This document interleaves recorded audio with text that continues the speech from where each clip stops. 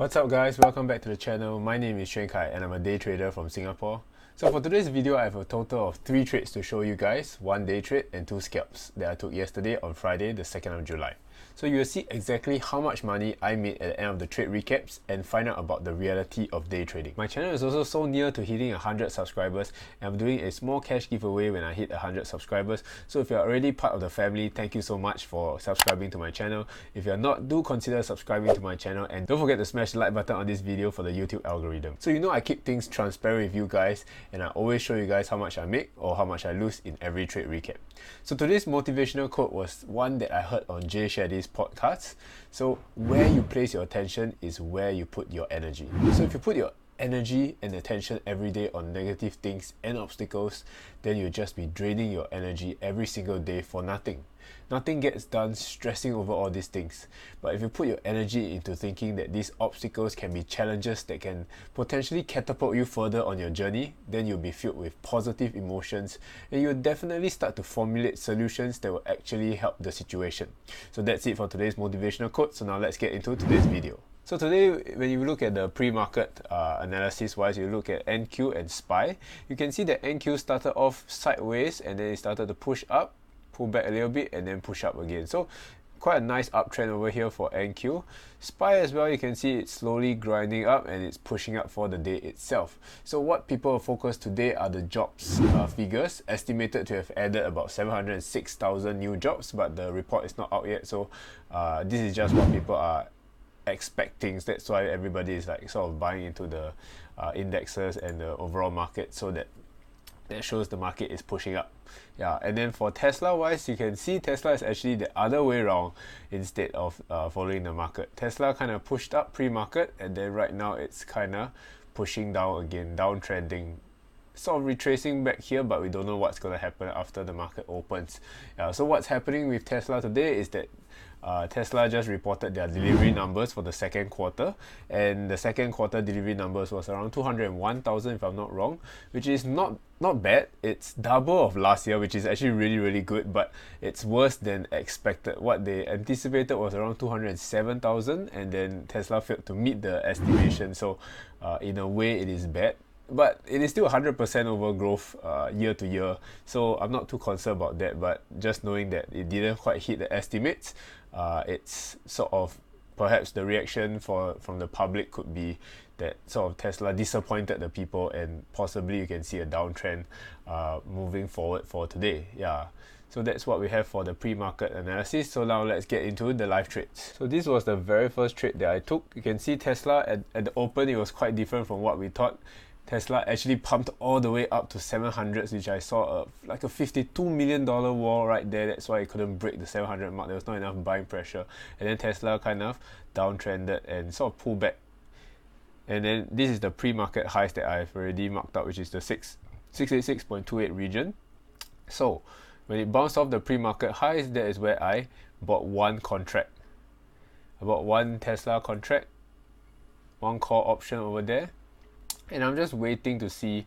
I've already set my stop loss, which is 685.48, and the entry is around the 687 region. Yeah, so right now I'm also learning how to sort of day trade using the pullback style, sort of where the entry will be is where a nice support level will be for the day, which is usually the pre-market highs or the pre-market lows. Yeah, so now we're just waiting to see if this candle can close above the pre-market high. So it closed above the pre-market high, so that is what I like. So I'm going to enter one more contract over here. So just trying to get myself filled. Yep, got filled. So my first contract I got filled at 1.6, the second contract I got filled at 1.98. So the average is around 1.8 ish.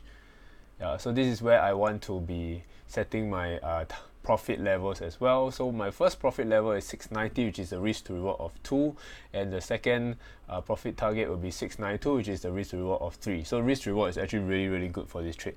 Just want to see how it works. So now is where I start to see a little bit of things that I'm not very comfortable with, which is NQ is actually breaking the pre-market highs. So I want to see that NQ can hold the pre-market highs, and then potentially if NQ can hold and then NQ can push up further, Tesla would usually follow as well. So I'm just watching NQ to see what happens. Nothing too crazy yet, just waiting a little bit, and then you see NQ actually broke below the pre-market highs. So the next candle is where I want to see, can it bounce or can it or will it just dump from there? If it dumps from there, Tesla is no longer like a high probability trade in my sort of in my book, so I wouldn't want to hold on to the trade anymore. So I'm just watching for that candle to close, wanting to see what's happening with that candle. Day trades actually give you a little bit more time. It's not like my scalps. If you've been if you're a subscriber to my channel or you've been watching my channel, you know that usually what happens is that for the scalps is happening very fast. You gotta like make a decision very quickly. So now we see that Tesla is actually NQ is actually pushing down quite a bit. So just waiting for this candle to close. I more or less know that this candle is going to close red as well, so I'm actually wanting to get out of my trade right now, wanting to get filled over here, and this is where I got filled on the trade. So got filled at around 1.77, so I was in for 2 contracts for this trade. Yeah, so I mean, in a way, Tesla didn't hit my stop loss, but NQ was the market is one of the reasons why I enter a trade. And since the market no longer fit the criteria of a high probability trade, because if NQ sells off, it's likely that Tesla will sell off as well and it will hit the stop loss or anything. Yeah, so it's more likely to hit the stop loss and dump as well. Yeah, so for this trade I lost $7, so more or less a break even. There's nothing much. I'm just glad I was able to get out of there without much of a loss. Yeah, so let's move on to the scalps for today. So this was the very first scalp that I took on Tesla. So the entry was the break of 678.5. So now it's slowly pushing down. So 678.8, this is where I see I entered at 4.5. And then I'm just waiting to see if we can break the 678.5 region. I can see a lot of orders on the tape. 678.3, very nice. It pushed down and then it just pumped up very quickly. And then you see now it pumped up so quickly, 679.4. The moment I saw that, I had to get out and I quickly got out. It was such a fast trade. How long was it? Not even 20 seconds, less than 20 seconds for this trade. Yeah, and I got out with a $66 loss. That is what happens on 0 day to expiry. So usually Fridays are a lot more volatile. Thursday, Fridays are a lot more volatile, and that is where the first trade ended up as a loss. So I was actually thinking, okay, nothing much. It is still it is a pullback, but NQ still looks like it's trying to push down, and I want to give it another chance again in case Tesla pushes down as well. So this is where you saw just now where I got stopped out, and this is where I want to give it another chance again.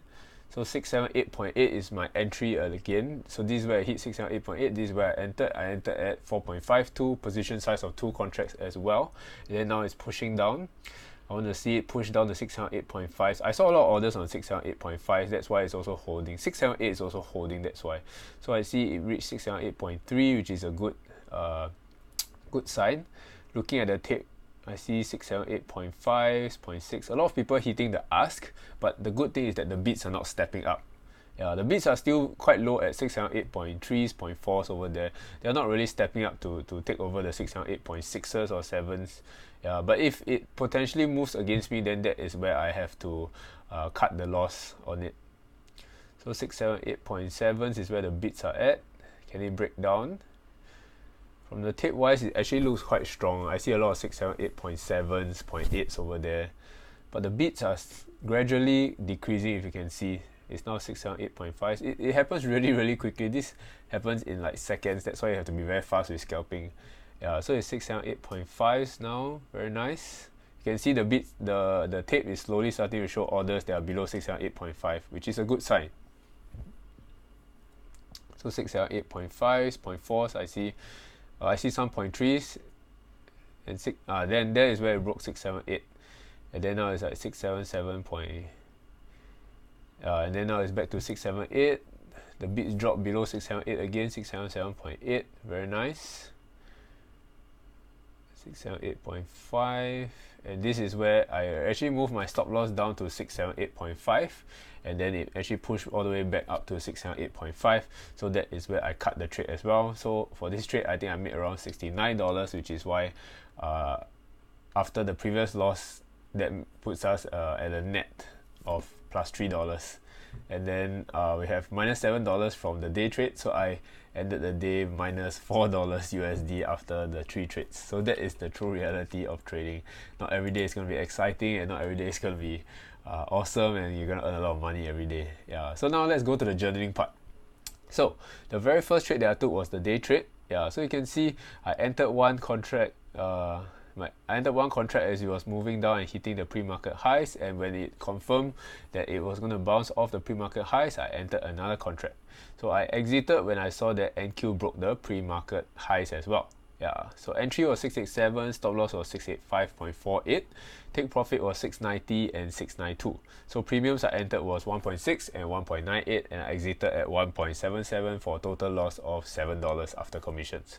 So position size was also 2 contracts.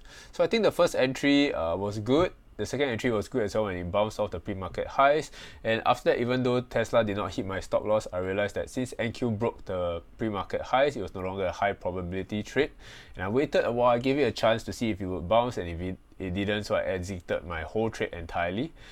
So I was quite proud of myself for following the trading plan. This is one of my first few day trades that I've been taking, that I have started taking these few weeks. So I'm still quite glad that I took this trade and was able to learn from it with just a minor loss, not too bad trade. Yeah, so for the second trade, it was a scalp. Yeah, this was for the break of 678.5. Stop loss was 679.5 and the take profit was 677.5. Premiums are entered at 4.5 and the exit was 4.18. So total loss of $66 after commissions. Position size of 2 contracts as well. I think the entry was good as well. The exit was slightly slow because the price moved so fast. I think also because I froze a little bit when I entered the trades, but I'm sure that will go away with more trading practice. And I exited very quickly when it hit the 679.4. So nothing too crazy about this trade. I just took the loss and I moved on from it. Yeah, I wanted to give the 678.5 level another chance if she bounced back, and I took the trade again. So when she broke the 678.5, my entry for the premiums was 4.52, my exit was 4.88, and the position size was 2 contracts, and the total win was $69 after commissions. So entry was good for this as well. I think a lot of orders were hitting the ask, but the bids were not stepping up, which we discussed just now, which is a good sign. So the stop loss was also moved to 678.5, break even. So that's where I was safe when price moved to 677.7 mark. So I quickly got out when the bid stepped back up and pushed the price back to 678.5. So unfortunately, the price sort of didn't break the 677.5 region. Yeah, if it broke 677.5 region, I'll be in good profit, man. Very, very good profit for the day, but it didn't. So, I mean, nothing much I can do about that. I just exited the trade the moment it moved against me. Yeah, so I guess things I did well. I was able to enter well, able to exit well, and I was able to follow my day trading plan very smoothly and very efficiently. So I'm very happy about that. Yeah, and I was also able to follow the plan and execute well. So far, 3 for 3 for the executions. Even though I did not earn any money today, the executions were really on point. Yeah, and things to improve on would be emotional management and also thinking big picture wise. So let me explain about that. So how to keep my emotions in check? I always get worried about trading where I'm not making any money. So but right now I'm doing my best and I'm not losing money. I'm actually breaking even or actually making a little bit of money every 1 or 2 weeks. Yeah, and if I'm able to magnify and increase my position size in the future, my trading will be able to bring more profits and I don't have to worry about anything. I just have to focus on the process and improving myself 1% every single day. Yeah, and I also have to continue practicing thinking of the big picture instead of getting so hung up on every trade, every day and every week. So I'm always worried about like each week I want to turn the week green, I want the P&L to be green, but I have to learn to see things with a bigger picture, like monthly or maybe a few months. The P&L, the winning percentage, number of trades taken, all this should be compiled on a monthly or a few month basis instead of a daily or weekly basis. They don't mean much in the day or the week. You can't end every day green, you can't end every week green, so it's very difficult for you to really be nitpick on the details at the daily level or the weekly level. Maybe on the monthly level and above, then you can see that all the results actually pull together to see you have more results to you have more data to play with, and it's a more accurate gauge of whether you're doing well or not, rather than to sort of zoom in on the little fine details. Yeah, so definitely have to learn to see things with a bigger perspective. Yeah, and don't feel doubt, anxiety and worry just because 2 weeks of trading isn't showing much progress. It's the big picture that makes the difference. So don't worry too much and definitely keep pushing. Yeah, so all in all, even though I ended this week in a red week, I didn't get getting better at executions with this position size, and I might still freeze every now and then, but I'm definitely getting better. I'm also getting better at taking losses, and ending the week or ending the day red doesn't really affect me that badly as before. Yeah, so I have to continue keeping up the good work, keeping up the momentum, and improving myself just 1% every single day. So if you watched all the way to the end, thank you so much for watching. Hopefully you like this video. Don't forget to smash the like button, comment down below what you guys think about this video, and hopefully I'll see you guys in the next video. Bye bye.